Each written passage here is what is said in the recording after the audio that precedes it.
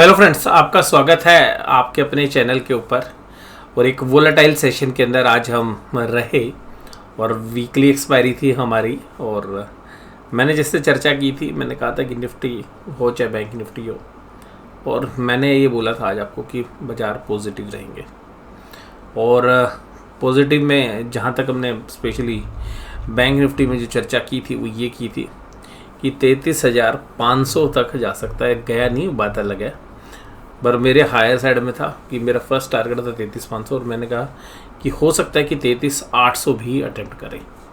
तो ये रेंज हमने कहा था कि 32,800 से 33,800। लेकिन आज बाज़ार ने क्या किया, बाज़ार ने आज सुबह खुलते के साथ तेज़ी दिखा दी। और जब तेज़ी दिखाई तो सब लोगों को लगा कि तेज़ी हो गई, वहाँ पे पोजीशन जो है लोगों ने काटनी शुरू की होगी। लेकिन बाजार अचानक 1-1.5 घंटे की तेज़ी के बाद अचानक धड़ाम से गिरा। और गिरा तो जनरली अब ऑप्शन सेलर्स के लिए जो 32,800 का जो लेवल था, जनरली हम बोलते भी आपके कि अगर उसके नीचे आधे घंटे काम होगा तो काफ़ी वीक हो जाएगा। तो 32,800 के नीचे बाजार रहा, लेकिन आधे पौने घंटे रहा। और सब लोगों ने सोचा भाई आज तो पिछले थर्सडे वाली मंदी होने वाली है, बड़ा बाजार को आज कुछ और मंजूर था और बाजार ऊपर आ गए। बाजार में अगर मैं निफ्टी बैंक की बात करूं, देखिए जी, निफ्टी बैंक की बात करूं तो मुझे एक इनहेरेंट स्ट्रेंथ फंडामेंटल बेसिस पर नज़र आ रही है निफ्टी बैंक में। और ये मैं चर्चा आज आपके साथ इसलिए भी कर रहा हूँ कि जो मेरा व्यू है वो निफ्टी बैंक पे क्यों पॉजिटिव था वो भी आपको पता चलेगा। देखिएगा, मुझे पर्सनली ऐसा लगता है कि ICICI बैंक और HDFC bank highest ever profit इस क्वार्टर में दिखाने वाले हैं। और भी बैंक दिखा सकते हैं, बट मैं इन दोनों बैंकों पे जो है काफ़ी जो है कॉन्फिडेंस रखता हूँ कि दोनों हाईएस्ट एवर प्रॉफिट दिखाएंगे।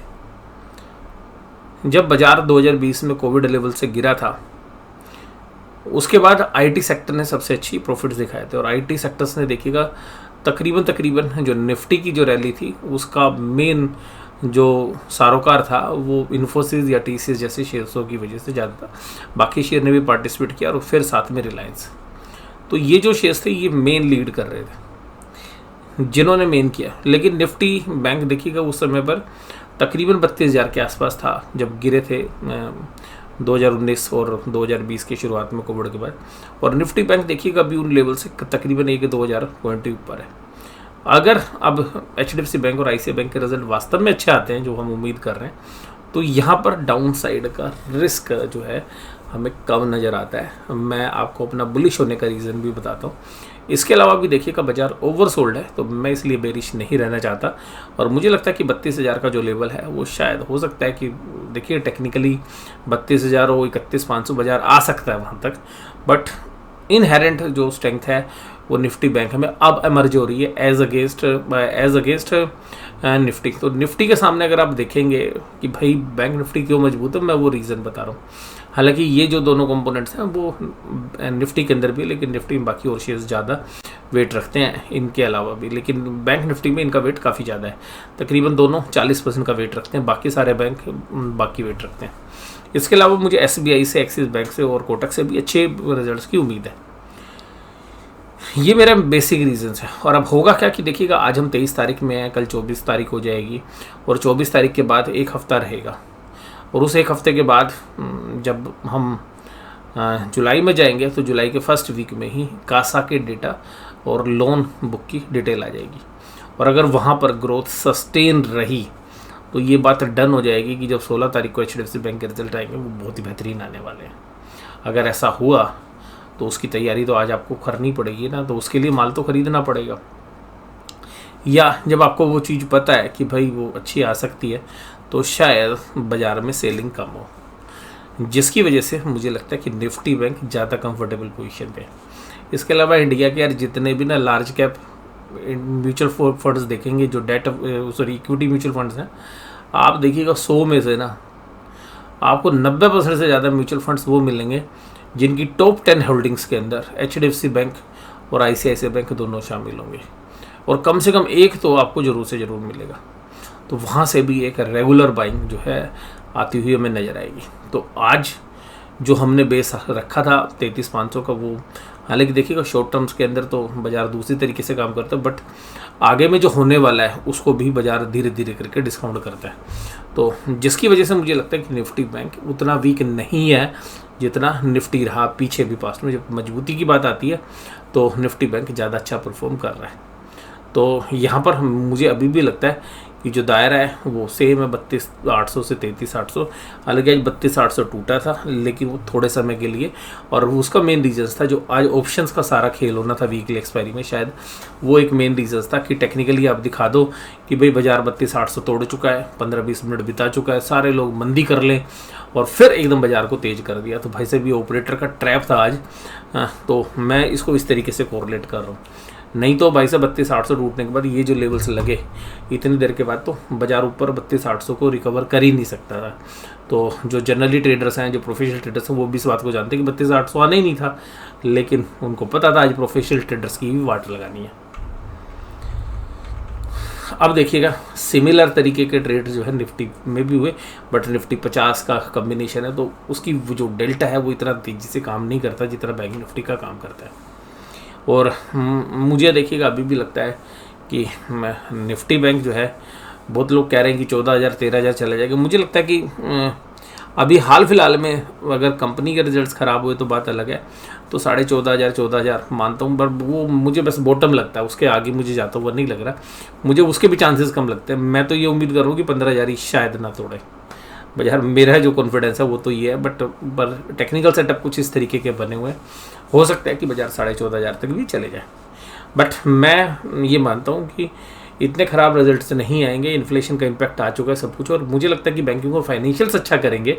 ये मेरा एक मत हो सकता है। आप कोई भी पोजीशन ले तो अपने फाइनेंशियल एडवाइजर सलाह लें, जिसकी वजह से उनका जो वेट है फाइनेंशियल्स का वो इंडेक्स के अंदर 20% से ज़्यादा है निफ्टी के अंदर, तो फिर चांसेस थोड़े से कम लगते हैं।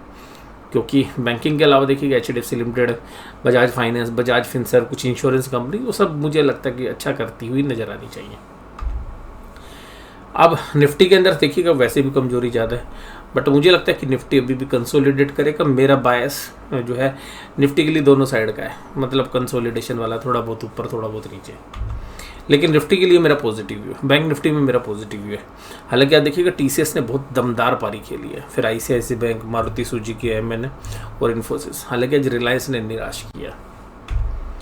एडवांस डिक्लाइन रेशो सुबह तो चांद पे थी, फिर भाई साहब इनका बड़ी हैवी सेलिंग हुई 11 बजे के आसपास, फिर भाई साहब एडवांस डिक्लाइन ख़राब हो गई, लेकिन फिर शाम को एक रिकवरी आई, तो एडवांस डिक्लाइन ठीक थी। तो ब्रोडर मार्केट में ज़्यादा रिस्क नहीं था। मारुति सुजुकी, हीरो मोटो को क्रूड ऑयल के प्राइस नीचे आ रहे हैं, जैसे $110 के आसपास आए। कल ही मैंने बात की थी। 1 2 3 4 5 6 शेयर कौन से हैं? 6 के 6 शेयर ऑटो शेयर्स हैं। 6 के 6 शेयर्स ऑटो शेयर्स हैं, मारुति सुजुकी, हीरो मोटो को, और Eicher motor, Mahindra and Mahindra, Bajaj auto, Tata motors. और उसके अलावा क्रूड ऑयल नीचे आएगा तो किसको फ़ायदा होगा? पेंट कंपनीज़ को, केमिकल कंपनीज़ को, तो उन दोनों के भी प्राइस, तो एशियन पेंट्स और UPL, इनके लिए भी, तो जिनके लिए क्रूड ऑयल का बेनिफिट आने वाला है वो ही 6 के 6 शेयर्स और पॉजिटिव है।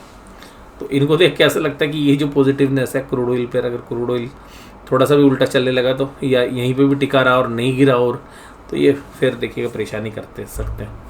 तो अभी भी निफ्टी में बायस देखिएगा दोनों साइड का है, नेगेटिव भी है थोड़ा, लेकिन जो फाइनेंशियल्स हैं वो शायद निफ्टी को रोक लेंगे। और गिरावट थी रिलायंस इंडस्ट्रीज़, कोल इंडिया, पावर ग्रिड, NTPC और ग्रासिम में।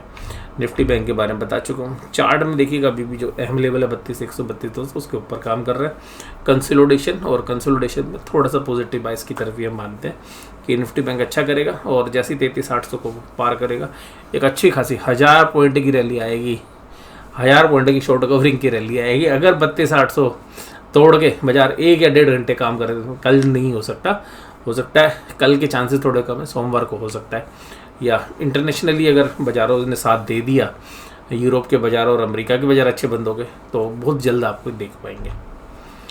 और सारे बैंक तेज़ी में थे, बस बंधन बैंक और PNB को छोड़ के।